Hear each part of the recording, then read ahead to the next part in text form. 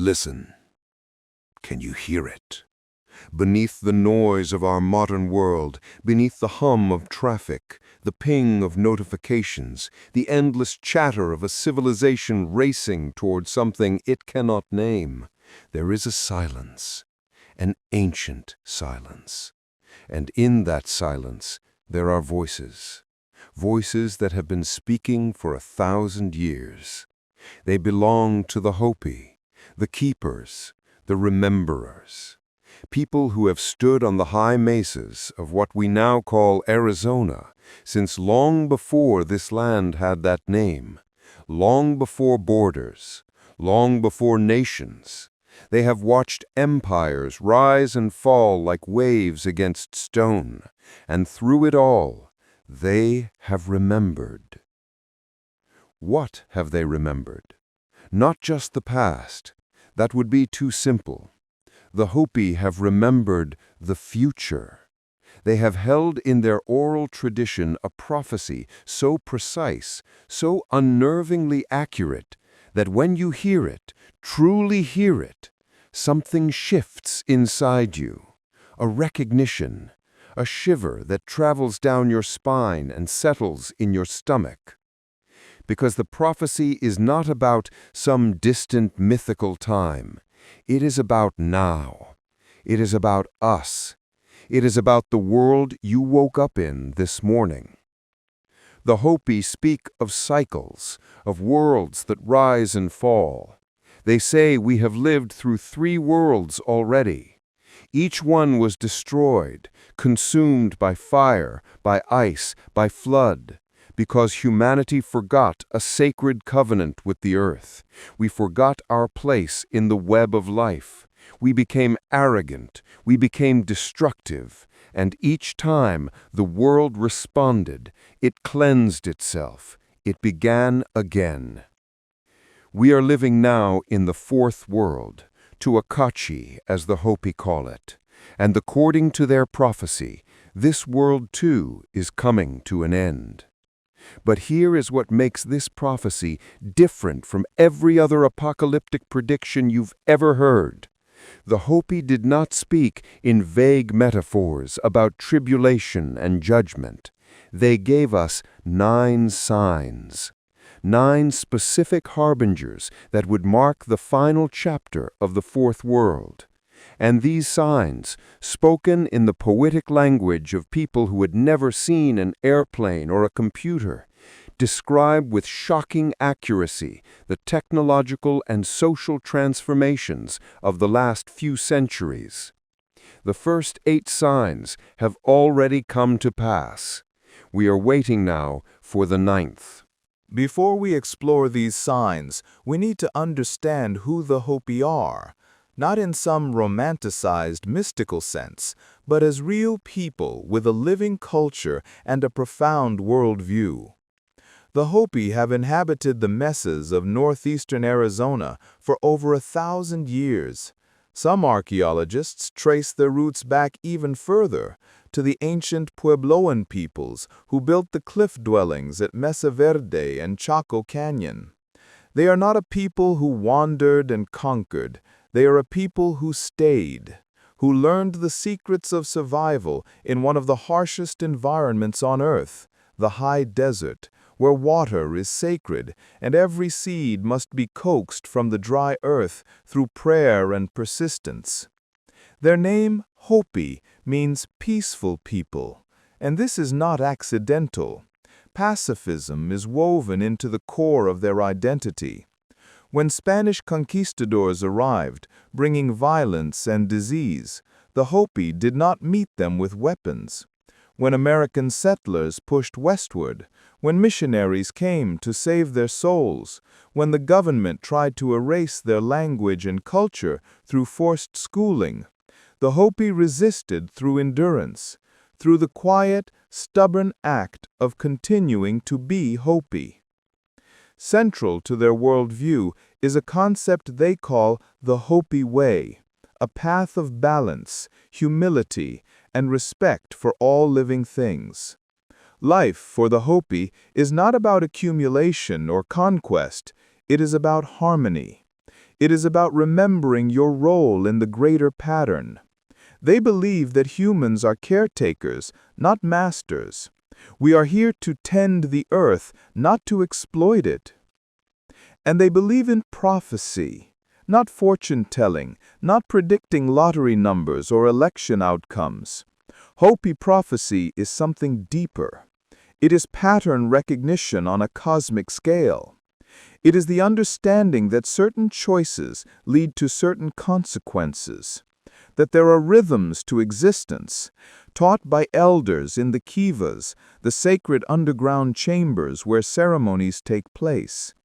They were not meant to instill fear. They were meant to awaken awareness, to prepare people, to offer, even in the darkest times, the possibility of choice. And that is the heart of this prophecy. It is not deterministic. The future is not fixed. The Hopi say that we stand always at a crossroads, faced with two paths: the wide, easy path of materialism, greed, and disconnection from nature, or the narrow, difficult path of spiritual balance, community, and respect for the earth. The 9 signs are not a countdown to inevitable doom. They are warnings, wake-up calls, each one saying, "Look, see what you have become. See where you are headed. There is still time to choose differently." So let us examine these signs. Let us see how accurately they describe the world we have built. And let us ask ourselves the question that matters most. What will we do with this knowledge? The prophecy begins with the arrival of strangers, the disruption of the ancient balance. The first sign was described this way: "You will hear of the coming of white-skinned men, like Pahana, but not living like Pahana. They will take the land that is not theirs, and they will strike their enemies with thunder." This is the gun, the weapon that changed everything. Before the arrival of Europeans, warfare among indigenous peoples of the Americas existed, certainly, but it was different. It was personal. It was fought with arrows, clubs, and knives, weapons that required proximity, skill, and courage. Battle was ritualized, often limited in scope and duration. The goal was rarely total annihilation. The gun changed the mathematics of violence. It made killing impersonal, efficient, distant. A man could end another man's life from 100 yards away without ever looking into his eyes. And the sound, that explosive crack like thunder ripped from the sky, announced a new era, an era of conquest. When Spanish conquistadors arrived in the Americas in the 16th century, they brought firearms, and those weapons, combined with horses, steel armor, and old-world diseases, allowed a relatively small number of invaders to subjugate entire civilizations. The gun was not just a tool of war, it was a symbol. It represented a philosophy, the belief that power flows from the barrel, that the strong take what they want, that might makes right. The Hopi, watching this unfold, saw the first sign manifest. The second sign: "You will hear of the coming of spinning wheels filled with voices." To the Hopi, who had no context for European technology, the covered wagons of settlers must have seemed both wondrous and terrible. These rolling houses, their wheels spinning endlessly, carried voices, whole families, whole communities across the sacred land. They did not ask permission. They did not honor the spirits of the places they traveled through. They simply moved, relentlessly, claiming territory, erecting fences, transforming the landscape. The Oregon Trail, the California Gold Rush, Manifest Destiny. These are the names we give to this period. But from the Hopi perspective, this was the fulfillment of the second sign, the invasion, the great migration that would displace indigenous peoples and shatter the old ways of life. And with the wagons came the next sign, A strange beast like a buffalo, but with great long horns, will overrun the land in large numbers. The Longhorn Cattle. Spanish explorers had brought cattle to the Americas centuries earlier, but it was during the westward expansion that cattle ranching exploded. Massive herds, hundreds of thousands of animals, were driven across the plains. They replaced the buffalo, the sacred animal that had sustained the plains tribes for millennia. The buffalo were hunted nearly to extinction, sometimes shot from trains simply for sport, their bodies left to rot on the prairie. The Longhorn Cattle represented more than just a new animal. They represented a new economy, an extractive economy, one that took from the land without giving back. Overgrazing destroyed fragile desert and grassland ecosystems. Rivers were polluted. The natural balance was shattered. The Hopi saw this clearly. The third sign was not just about cattle. It was about the philosophy of endless consumption, of treating the earth as a resource to be exploited, rather than a living being to be respected. But these first three signs were only the beginning. Conquest gave way to something even more transformative: industrialization. The next phase of the prophecy describes a world that would become unrecognizable to the ancestors, a world of steel and speed and disconnection. The fourth sign. The land will be crossed by snakes of iron. Imagine being a Hopi elder in the mid-1800s, living in a village made of adobe and stone, where the fastest mode of transportation is a horse, where communication happens face-to-face or through runners who carry messages across the desert. And then, one day, you hear it. A sound unlike anything in nature. A mechanical roar. The shriek of metal on metal. And you see it, a massive iron snake, belching smoke, dragging behind it a line of wooden boxes, cutting across the land. The railroad. The Transcontinental Railroad was completed in 1869, linking the Atlantic and Pacific coasts of the United States. It was hailed as a triumph of human ingenuity. It shrank the continent. Travel that once took months could now be accomplished in days. Goods and people flowed across the nation like never before. But the railroad was also a tool of empire. It facilitated the wholesale extraction of natural resources: timber, coal, minerals, cattle. It enabled the rapid deployment of military forces to subdue indigenous resistance. Towns sprouted along the rail lines, while others withered and died. The railroad did not just connect places, it transformed them. It dictated where wealth would flow, where power would concentrate. The Hopi called it a snake because it moved, it consumed, and it left a permanent scar on the land. Rails of iron, ties of wood, a wound that could be seen from miles away. The fifth sign. The land shall be crisscrossed by a giant spider's web. Telegraph lines, telephone lines, power lines. By the early 20th century, an entirely new infrastructure was spreading across the landscape. Poles and wires stretching from horizon to horizon, creating a vast web of communication and energy. This was humanity learning to transmit invisible forces, electricity, voice, information, across great distances instantaneously. To the Hopi, this must have seemed like powerful medicine, but dangerous medicine, because the spider's web was not just a physical network, it was a metaphor for distraction, for entanglement. As people became connected to this web, they became disconnected from something else, from the earth beneath their feet, from the rhythms of nature, from the presence of the sacred in everyday life. The web demanded attention. It pulled focus away from the local and immediate toward the distant and abstract. And of course, this prophecy feels even more potent today, because the spider's web has evolved. It is no longer just telegraph and telephone lines.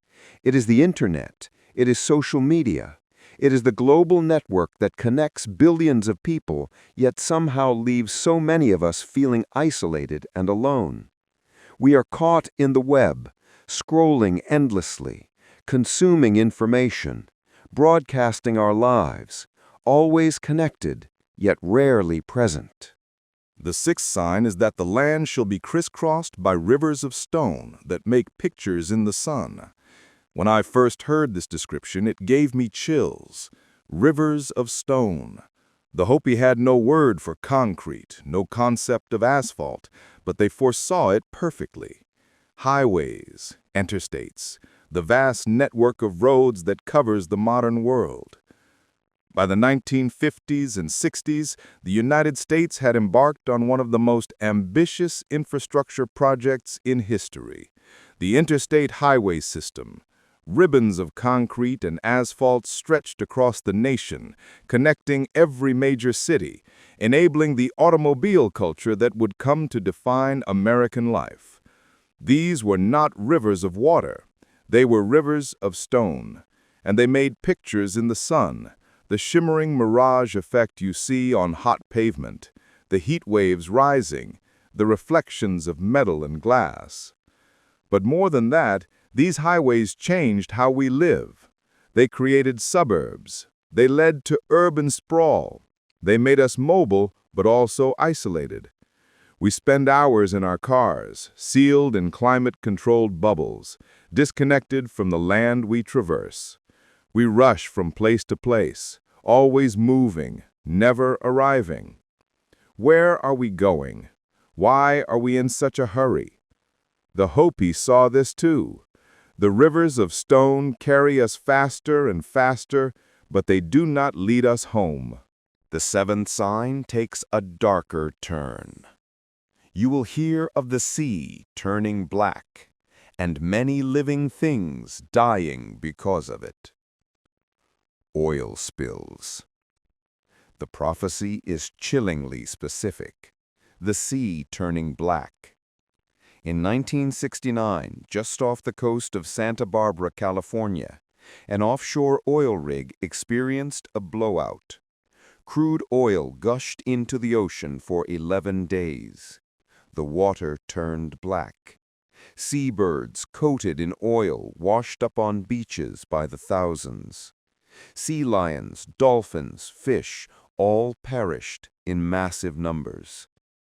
This disaster helped spark the modern environmental movement. People saw in visceral terms the cost of our addiction to oil. But Santa Barbara was just the beginning. In 1989, the Exxon Valdez spilled 11 million gallons of crude oil into the pristine waters of Prince William Sound in Alaska. In 2010, the Deepwater Horizon explosion in the Gulf of Mexico released 210 million gallons of oil over 87 days. The sea turned black. Life died. And it is not just oil spills. It is ocean acidification from carbon emissions. It is plastic pollution, massive gyres of garbage swirling in the Pacific. It is dead zones where nothing can live because fertilizer runoff has sucked all the oxygen from the water. The seventh sign is not a single event. It is an ongoing catastrophe, a reflection of what happens when we treat the ocean, the womb of all life on Earth, as a dumping ground. The eighth sign is perhaps the most fascinating because it operates on two levels, the literal and the symbolic. You will see many youth who wear their hair long like my people come and join the tribal nations to learn their ways and wisdom.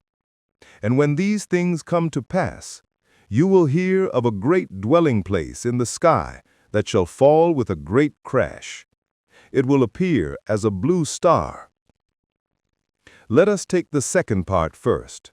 A dwelling place in the sky that falls with a great crash. Skylab, the first American space station, launched in 1973. It orbited Earth for 6 years, a symbol of technological achievement and Cold War competition with the Soviet Union. But in 1979, Skylab's orbit decayed. NASA lost control. The massive structure re-entered Earth's atmosphere and broke apart, raining debris across the Indian Ocean and Western Australia. A house in the sky, falling with a great crash. Today, we have another house in the sky, the International Space Station. It has been continuously occupied since 2000, but it will not last forever. Plans are already in place to deorbit the ISS, likely around 2030.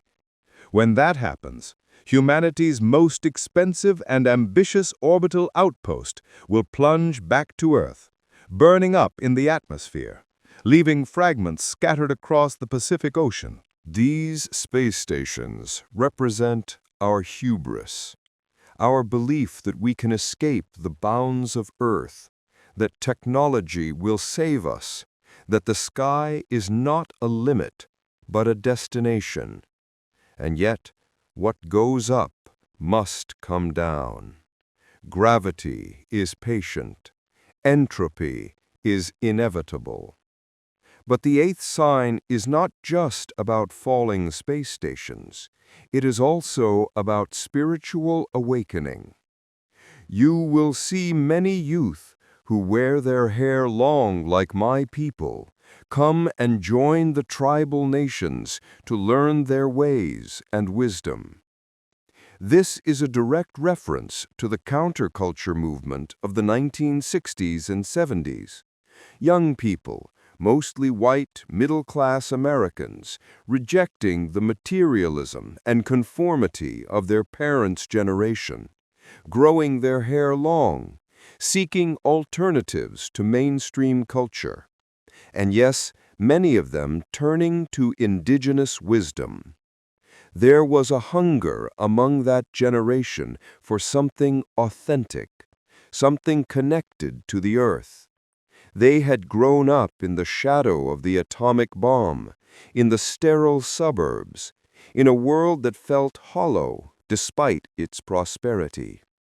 And they looked to the indigenous peoples, who had been pushed to the margins, who had preserved ancient knowledge, and they said, "Teach us." Not all of this interest was respectful. Some of it was appropriation, exploitation, New Age commercialization of sacred traditions. But some of it was genuine. Some young people really did join tribal nations, learned languages, participated in ceremonies, tried to live differently. The Hopi saw this coming.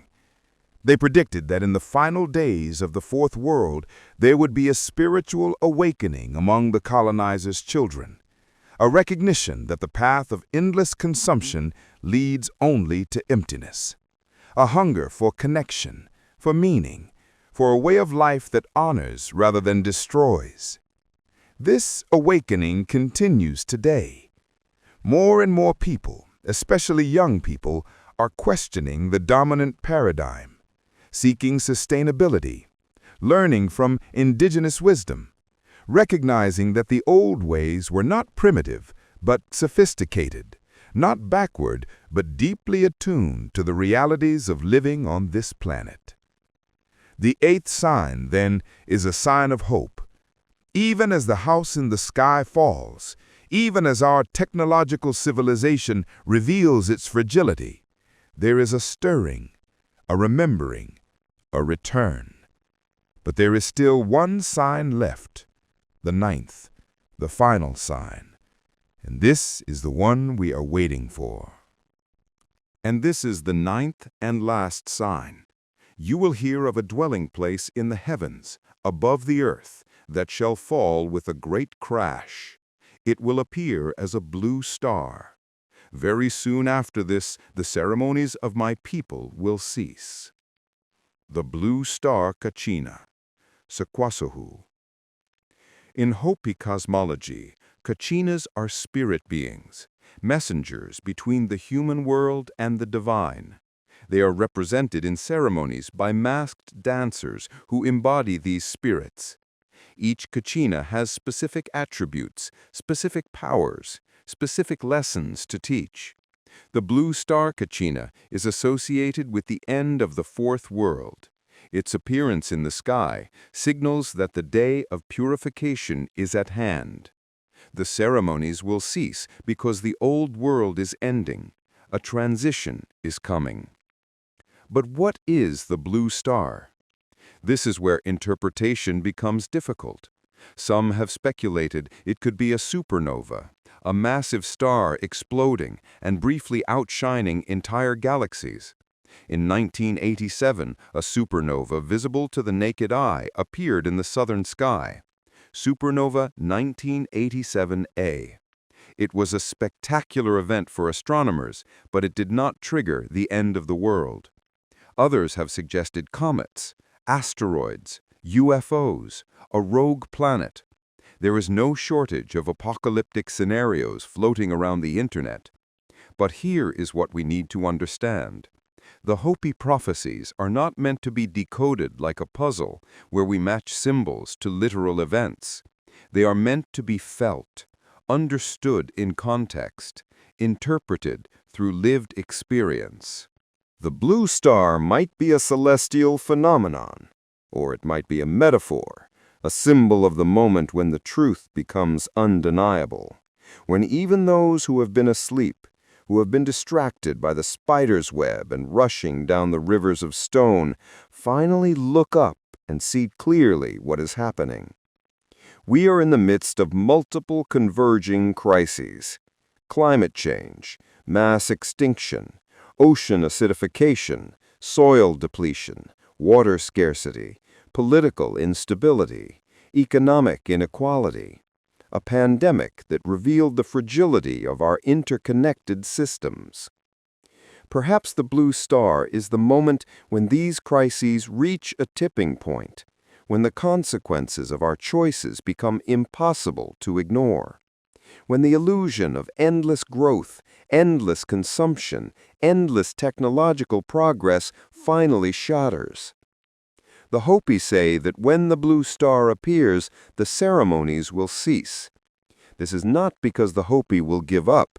It is because the world they have been praying for, the world of balance and respect, will have been irreversibly lost. The fourth world will end. But listen carefully, because this is where the prophecy offers choice. The day of purification is not a date on a calendar.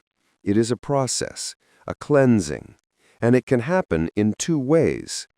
The Hopi speak of a great gourd of ashes being dropped from the sky, boiling the rivers and burning the land, scorching the earth so that nothing can grow. Those who are greedy, who do not respect the earth, who live only for themselves, they will be destroyed. This is the atomic bomb. The Hopi, speaking centuries ago, described nuclear war with terrifying accuracy. But there is another possibility. The purification can also come through transformation, through awakening. If enough people choose the narrow path, the path of humility, balance, and respect, then the transition can be gentler. The fifth world can emerge not from ashes, but from intention. This is the choice we face. The Hopi have always spoken of two paths. They sometimes illustrate this with a symbol, a figure showing two ways forward. One path is wide and easy. It is paved. It slopes gently downward. It is crowded with people, all moving in the same direction, carried along by momentum. This is the path of materialism, of consumption, of believing that happiness comes from acquiring more stuff, more status, more power. It is the path of disconnection from nature, from community, from spirit. It is the path most of us are on, whether we realize it or not. The other path is narrow and steep. It is rocky. Fewer people walk it. It requires effort. It requires sacrifice. It requires constantly questioning your assumptions, your desires, your place in the world. This is the path of balance, of living in harmony with the earth, of recognizing that you are not separate from nature, but a part of it, of understanding that your actions have consequences, not just for you, but for the entire web of life. The wide path leads to a cliff, to destruction. The narrow path leads upward, to higher ground, to survival and renewal. We are standing at this fork right now, each of us, all of us together. And the choice is not abstract. It manifests in the decisions we make every single day. What we buy, what we eat, how we travel, how we spend our time, what we value, what we pass on to our children. The Hopi are not saying we need to abandon technology and return to some romanticized pre-industrial past. That is neither possible nor desirable. They are saying we need to remember our place. We need to recognize limits. We need to ask, before we invent, before we build, before we consume, is this in balance? Does this honor life, or does this serve only greed? The signs are complete. The warnings have been delivered. The fourth world is ending whether we like it or not. The question is, how will it end? And what will we build in its place? Here is what haunts me about the Hopi Prophecy. It is not the predictions themselves, as accurate as they are. It is the fact that they saw it coming. For 1,000 years they have watched. They have warned. And for 1,000 years the wider world has ignored them. When Europeans arrived, the Hopi could have said, "You are walking the wrong path. This will not end well." They did say it. No one listened. When the railroads came, when the oil rigs went up, when the bombs fell, at every step, indigenous peoples around the world have warned that we are out of balance, that we are taking more than we give, that the earth has limits, that we are part of a web, not masters of it. And at every step, we have dismissed them as primitive, superstitious, obstacles to progress. But who has been proven right? Whose prophecies have come to pass? The Hopi are still here, still standing on their mesas, still performing their ceremonies, still teaching their children the old ways. They have survived conquest, disease, forced relocation, cultural genocide. They have endured because they never forgot who they are. Can we say the same? The blue star Kachina has not yet appeared. Or perhaps it has, and we have not recognized it. Perhaps we are living through the 9th sign right now, and the purification has already begun. I do not know. I cannot tell you what will happen tomorrow, or next year, or in the next decade. But I can tell you this: the prophecy is not a script. It is a warning. It is an invitation. It is a map showing 2 paths, and we still have the power to choose. The 5th world is waiting. It is not a place. It is not a time. It is a way of being. A world where humans remember that we are caretakers, not conquerors. A world where technology serves life instead of consuming it.